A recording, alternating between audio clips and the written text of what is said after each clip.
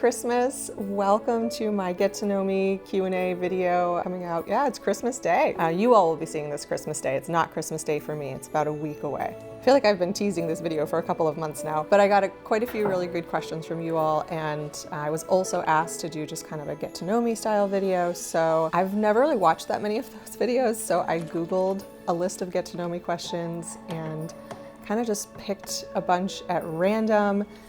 And the 10th one, my husband has picked for me, and he is here. Is this so embarrassing to do in front of somebody else? I never do it with a person around. You know I can't handle crowds. Go with the flow. Steve is here. Do you want to say hi? Hello, everyone. Behind the scenes. Yeah, he's behind the camera. But he's going to ask those first 10 questions. We're going to kind of try to do it sort of rapid fire, not dwell on it too much, but hopefully give you a little bit of insight into the woman in front of the camera. I'm such a geek. I feel so weird talking this much about myself, but all right. So we're just gonna get into it. Mm-hmm. I don't think I'm supposed to ask this first question. You are. Oh, actually, that was a question from the audience. Okay, it's not me asking. How old are you? I am 38. But I'll be 39 in a few months. How would you rate your childhood on a scale of 1 to 10? 7. No explanation. All right. What is your funniest memory from your high school? My sister's boyfriend and I got into a back and forth like prank war on each other's cars. And my funniest memory from that war, which went on for a few months, was when he stole the tire off of the front of my car in the school parking lot. And then I got back to school because we had off-campus lunch and I'd gone with somebody else. I got back and everybody was waiting in the parking lot to see my reaction. So that was pretty funny. That was a good prank. Did you go to college? I did. I went probably a little too much. I got a bachelor's degree and I got 2 master's degrees. How long was your longest relationship? How long have we been together? That amount of time. 6 years. Do you prefer the city or the country? Country. I've lived in a lot of cities. I lived in Los Angeles for a few years and Chicago, but I'm definitely a country girl at heart, which will shock my dad because when I was growing up in the country, I refused to go outside and stuff. I was kind of an indoor kid, but now that's all you want to do is go outside. I know. Well, my parents kind of forced me to go outside. Eventually, I learned to love it. Do you have any siblings? I do. I am the oldest of 5 kids. So I have 1 younger sister, so it's me, and then my sister, and then we have 3 brothers. What are all their birthdays? I do know them, but I don't know if I should share them. No, it's all good. If you could live anywhere, where would it be? Oh, okay. So honestly, I don't really think I would leave where we live now because of our community here. But if I could bring the community, it would be where I did my senior year of high school, which is Buena Vista, Colorado. I think the most amazing place in the country. Yeah. Which of your parents do you resemble? My dad. And I would say you kind of look like your dad's sister's. Yeah. Or sister. Sister. Yeah. Yeah, if I walk around with my dad's sister and her 2 daughters, I feel like I look like the 3rd daughter. What would be your perfect date? That's the question you picked? Yeah. Oh, that's funny. At this point,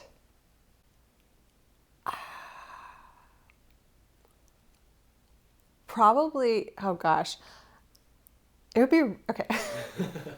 This is really hard. It would be probably us getting a date at home without our kids here, obviously.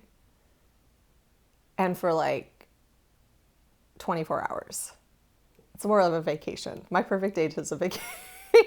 Thank you so much for asking my get to know me questions. I do have more questions for you all, but we're gonna release Steve from his role. All right, so the next question, and I'm not really sharing people's names because I didn't ask permission to share people's names. So in the future, I'll try to be a little more planful. But was there a defining moment or event that led to you becoming minimal? Gosh, I don't know. It kind of feels like yes, but also there were a lot of things that led up to it that I think contributed to getting me really serious about it. So Steve and I pretty quickly met, married, moved in together, bought a house, got pregnant, had a child, and all of those things, you know, if you've been through those things before, you know that all of those things tend to lead to the accumulation of a lot of new stuff. In part because you get a lot of gifts and you're moving into different phases of life, so you think you need things. And so I had just never gotten to a place before that where I was feeling so overwhelmed or inundated with things, or where I hadn't had a life event that led to me, you know, letting a lot of things go. So up until that point in life, I had moved every couple of years, and just moving every couple of years. Often I was moving also, not always, but often I was moving like across the country. And so just making moves like that, naturally I would purge a lot of things and kind of restart. So this was the first phase in life where I wasn't making big moves. I was accumulating things and not letting things go. And then we had a child, and that was just a complete game changer. So I think that all of those events and the accumulation of stuff, and then having a child, the child was kind of the final thing that put me over the edge of something has to change. And really what it was is I just wanted more time with Peyton. You know, at the time I was still working full time, and Steve was working full time. And so she'd be in daycare for, 9 to 10 hours a day. And then in the evenings, I would feel really busy getting dinner together and clean up, and then getting her down to sleep. On the weekends, I'd be, trying to catch up on the house and laundry and all of those things, and just managing all the nonsense that we had around our house. And so the impetus to minimize really came from wanting more time with her. And I wouldn't have known that that was the direction to go if I hadn't come across a video by the Minimal Mom. I think it was her laundry video, I'm pretty sure. She has a couple laundry videos now, but at the time, a video about her laundry system. And then that led to me watching more videos, and I went, this woman is saying that having less stuff made it more manageable to have 4 little kids, and to enjoy motherhood more, and to have more time with her family, and to not feel overwhelmed by her house. And so I was sold. I was like, I don't care about any of this stuff as much as I care about my daughter and time with her. There was a follow-up to that question: what did you do before you became a stay-at-home mom? For those of you who don't know, I became a stay-at-home mom about 6 months ago now. It was beginning of June. I think my last day at my job was June 2nd. And that really wasn't a part of our initial plan. It had never occurred to me that I would want to be home with my kids when I was in the process of, planning my life or planning my career or any of those things. It just hadn't occurred to Steve or I that that was a path we were going to end up going down. Shortly after becoming a Christian earlier this year, I think God just really started to put that on my heart, to be home and to be the primary caregiver to my kids. We were in a very lucky position where Peyton was briefly in a daycare, but then we relocated to where we live now, and she's been with her grandparents, Steve's parents, since then. So we were in a really lucky position where the kids were being taken care of, people that they had a kinship bond with, and who just, loved and adored them. But I still just suddenly was like, it has to be me. However, they do still see their grandparents twice a week so that I can do YouTube. And given that both of the kids spent really important developmental years with their grandparents, I think it's important that they still get regular connection and time with them. And I still haven't actually answered the question, which is, what did you do before you became a stay-at-home mom? So I was in marketing. I kind of fell into that. I had gotten a master's degree in career development and went to work at a university in their career office. But in addition to doing career coaching with students, they also needed someone to plan all of their career events and to do the marketing for the office and for those events. So I didn't know a ton about marketing at that point. I think I basically had a little bit of experience in social media management. But they took a chance on me, and I worked really hard to get up to speed, and ended up spending almost a decade doing marketing within a university. I stayed with the career office for about 4 years, and then I transitioned to another office within the university where I worked on a lot of different types of campaigns. And so I learned through that how much I really enjoyed having a creative career and doing content creation. Content creation tends to be a pretty good blend of all of my skill sets. And if anyone's wondering, I really didn't have a lot of experience in video production. That wasn't something I did in my job. Most of what I've learned about video production has just been through trial and error as I've been producing these videos for you all. And I took a course that really isn't intended for content creators. It's more just for moms to teach them how to take better videos of their kids.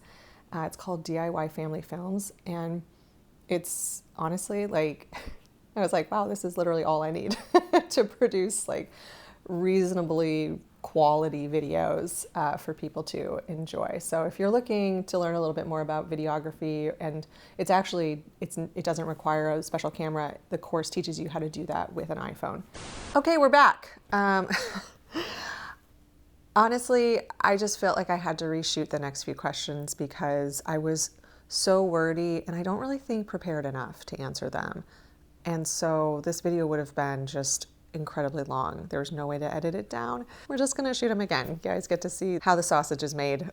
Okay, so the next question, really great question. How have your values shifted since having kids? I would say that I'm still operating with a lot of the same values, but the way I live those values out has changed significantly. There are also some values that have changed, but a lot of it really is more just about how I'm living those values out. So one of the things that I always really cared about was accomplishment. But now that I'm really focused on being a mother and, raising these two, beautiful little people, the accomplishment that I'm focused on, or the accomplishments that I'm focused on, are very long term.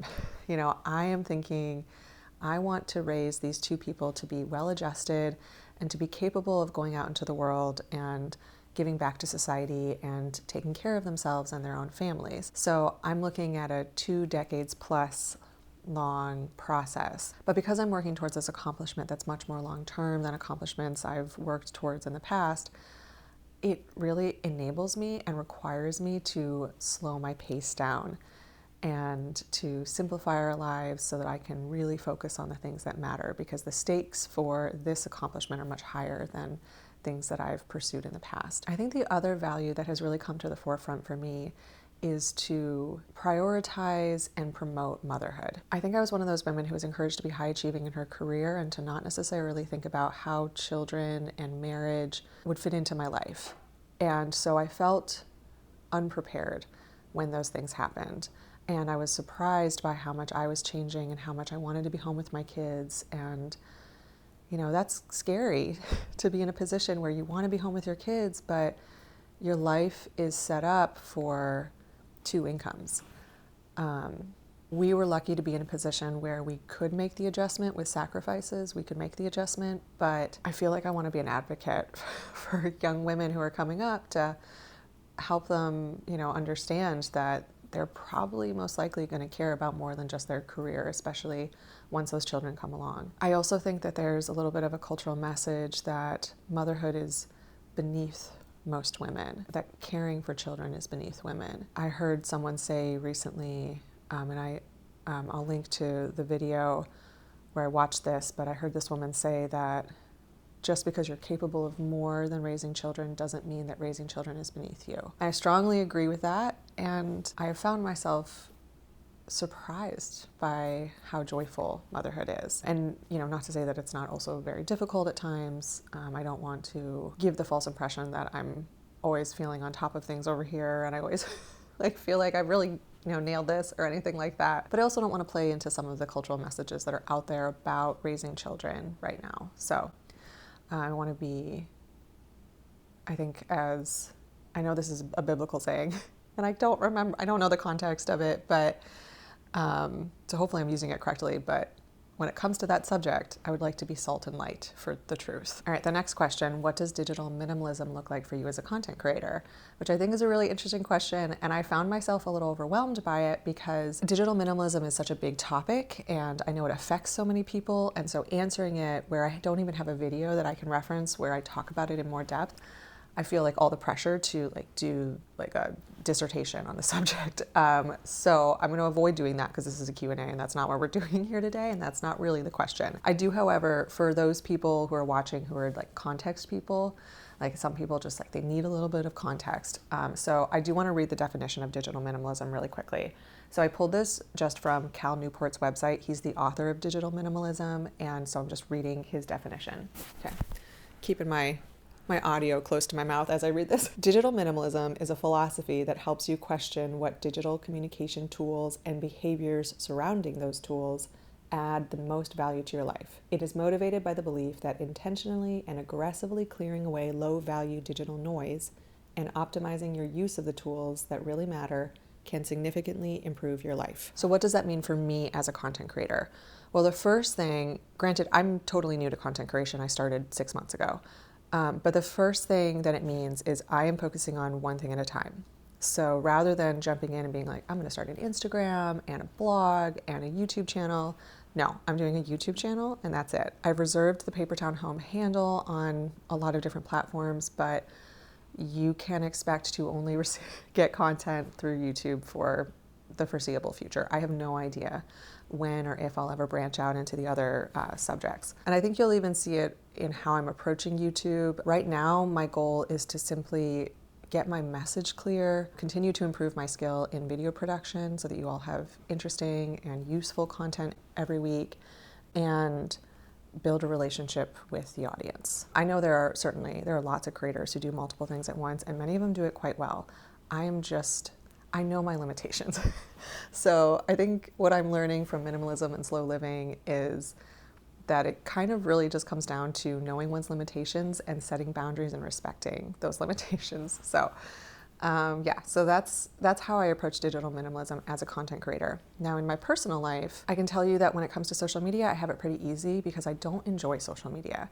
I have in the past, but I don't like Instagram, I don't like Facebook, I don't like Pinterest. I've never done TikTok. Some of that might be the fact that I worked in marketing. It's your job. It's just not as enticing. It's not the place you go to relax, right? I don't enjoy those platforms, so they're not temptations for me. What I do enjoy is YouTube because I love learning and I love connecting with people and I love getting to see into other people's lives. And I could lose so many hours on YouTube. But I'm noticing, particularly since I spend so much of my time with the kids now, I'm noticing that I don't like my relationship with my smartphone. So I actually just got, like a couple days ago, I got a flip phone in the mail. So I'm going to be switching to a flip phone. I have to hang on to my smartphone because I do use it occasionally to film, but I'm going to make sure that I don't have access to it unless I'm filming on those occasions. And yeah, we'll see. I'm going to test it out and see how it goes. But yeah, so that's kind of where I am with digital minimalism personally and as a content creator. The next question is kind of related. You create content, but what kind of content do you consume? And the sort of follow-up to that question is like for inspiration, for enjoyment, for research. I would say that all of those things cross over with each other. So the channels that I pretty consistently watch are Malama Life, Madison Gray, lately Kristen Hoffman. She is just adorable. Like the content that she makes, it's related. Like she does kind of intentional living, but she does a lot of thrifting and thrift hauls and decorating. And I think I kind of like watching shows where they do a lot of decorating because I don't do a lot. And sometimes I would like to, but it's just that's not the season of life I'm in. And so I can kind of get that fixed by watching other people do it. Who else? Farmhouse on Boone is a lovely, really fun show to watch. Natalie Bennett, Minimal Mom. I feel like there's a few others that I pop into here and there, but those are kind of my old reliables. Like I'm watching them on a pretty regular basis. For research, really what I found myself going to since I started the channel is books. Books they have to go a lot deeper into a subject, so there's a lot more learning opportunity. And I find that I end up feeling more enriched and inspired. I have the context that I need from having read a book, and I can take all of that and put it into the videos and the content that I'm sharing with you all. So I'll try to share a full list of the books that I've read in the past few months. To be honest, I might miss a few, but you'll for sure get the favorites. All right, the next question, will you homeschool? Hopefully. I am planning to start homeschooling because, right now I am stay at home. I, do a YouTube video a week, but it's a time commitment, but it's not like a full-time job. Yes, I am going to start homeschooling with the kids in the next week or so. One of you all recommended the book or the curriculum 5 in a Row, and I ended up actually chatting a little bit with another content creator who has the YouTube channel Family Style Learning. So she teaches people about different curriculums and homeschooling and things like that. And I really liked her content. And anyway, she and I ended up chatting, and I think that 5 in a Row is probably a good fit for me personality-wise because it's kind of simple. And I think will be a good start for us. So we're actually doing the before 5 in a Row, which is for 2 to 4 year olds, and we'll check that guy out and kind of see from there. I had a really encouraging conversation with a friend of mine who is a homeschool mom. Her kids are older, they're 8 and 11, I believe. And we were talking about, doing talent exchanges, between the two moms. Like, she has a lot of experience in teaching phonics. I have experience in baking, and, I have a child who needs to learn to read. And, obviously we're early with that, of course. And she has a child who's interested in learning to bake from scratch. And so I just think there are so many exciting aspects of homeschooling that I would really love for that to be something that we can do as a family. Again, I don't know for sure how it's going to look in the long run, but that's something I am trying to give to God and to sort of trust Him, how that will or could work out for our family. I got this question, I think it was in the comments, and I pulled it out for the Q&A because I thought it was a good question. I thought, it might be useful to share with more people, which was, what kind of slow TV shows do you let your kids watch? So we've found quite a few, and most of them are just from past generations. I think so many shows that are produced now are using techniques that are just a little bit overstimulating for kids, and so I've instead kind of gone to older shows as options for my kids. So we do Little Bear and Franklin. We've done Curious George. Berenstein Bears is one we found recently. There are a few full episodes on YouTube. Mr. Rogers. We have a couple of Reading Rainbow DVDs. And then for more recently produced shows, these aren't my favorite because, again, I think they're a little more overstimulating than they need to be. But Blippi and Bluey are two shows that Peyton likes. I'm just a little bit less likely to say yes to them. So it's more of hey, this is occasionally we can watch these shows. Steve recently found Laugh and Grow Bible for Kids, which is a show produced by Minno TV. And so I hate the animation. It's terrible, but we let the kids watch that. I wouldn't say it's crazy overstimulating. I just think it's ugly. But then the other show that we will watch as a family, and this is not slow, but it's super fun, is Dude Perfect. And I like that it's just entertaining for the whole family. And, we'll watch, I would say 5 to 15 minutes in length, typically, depending on the video. And, we'll watch 2 or 3 and then go do another activity. All right, the last question, how did you arrive at your channel's name?